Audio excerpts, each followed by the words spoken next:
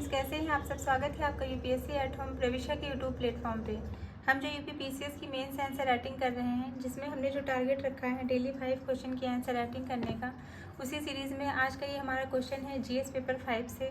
Question को हम देखेंगे, परंपरागत चिकित्सा पद्धतियों से क्या आशय है, उत्तर प्रदेश के संदर्भ में वर्णन करें। क्वेश्चन को एक बार फिर से देखेंगे कि परंपरागत चिकित्सा जो पद्धतियाँ हैं उससे जो है क्या आशय है, उत्तर प्रदेश के संदर्भ में इसका हमें वर्णन करना है। तो सबसे पहले हम क्वेश्चन की फॉर्मेटिंग कर लेंगे, जिसमें हम इंट्रो, मेन बॉडी और कंक्लूजन लिखेंगे। इंट्रो में क्या हम बताएंगे, इंट्रो में हम बताएंगे कि पीढ़ी दर पीढ़ी विकास, आयुष, आयुर्वेद, यूनानी, सिद्ध, योग, प्राकृतिक चिकित्सा, होम्योपैथी सेवा, रिम के बारे में हम बताएंगे इंट्रो में।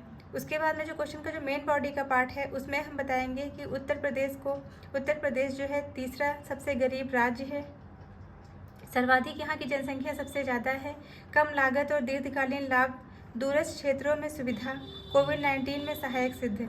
इसके मतलब जो चिकित्सा जो पद्धति है उसकी जो है प्रासंगिकता को हम देखेंगे। उसके बाद में हम इसका कंक्लूजन देंगे, जिसमें हम आयुष मंत्रालय ब्रिज कोर्स गोरखपुर का जो है क्या करेंगे, जिक्र करेंगे। तो सबसे पहले हम इसका इंट्रो देखेंगे।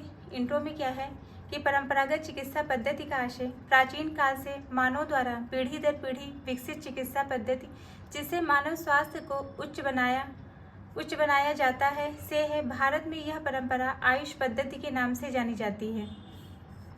ये जो परंपरा है इसको क्या कहते हैं, इसी को है आयुष पद्धति के नाम से जानते हैं। आयुष पद्धति के अंतर्गत क्या आता है, आयुर्वेद, योग, आयुष, ए से आयुर्वेद, वाई से योग, यू से यूनानी, एस से सिद्ध, एस से होम्योपैथी, इसके अंतर्गत जो है आता है। इसको हमने जो इसका फुल फॉर्म देख लिया आयुष का। इसके अंतर्गत जो है क्या बताया गया है, आयुर्वेद और योग।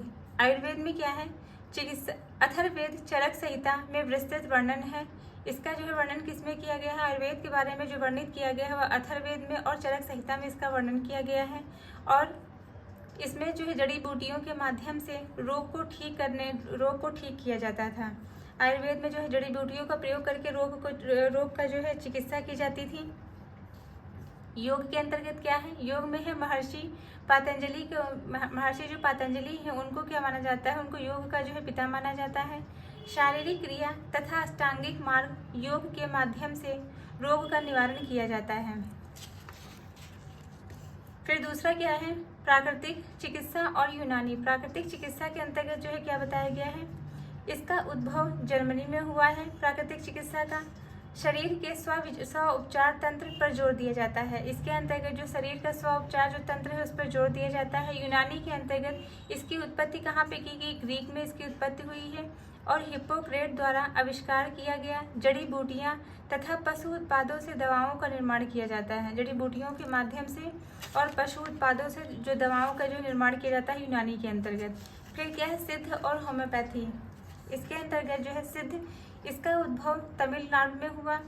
यह न केवल जो है रोज के इलाज पर ध्यान बल्कि रोगी के व्यवहार, पर्यावरणीय पहलू, उम्र, आदतों पर ध्यान केंद्रित करता है। फिर क्या है, होम्योपैथी। होम्योपैथी का आविष्कार जो है जर्मन वैज्ञानिक क्रिश्चियन फ्रेडरिक हैनीमन के द्वारा जो है इसको विकसित किया गया है होम्योपैथी को। तो ये हमने जो है देख लिया, जो क्वेश्चन की जो मेन बॉडी का पार्ट है उसको हमने देखा। अब हम इसका कंक्लूजन देखेंगे।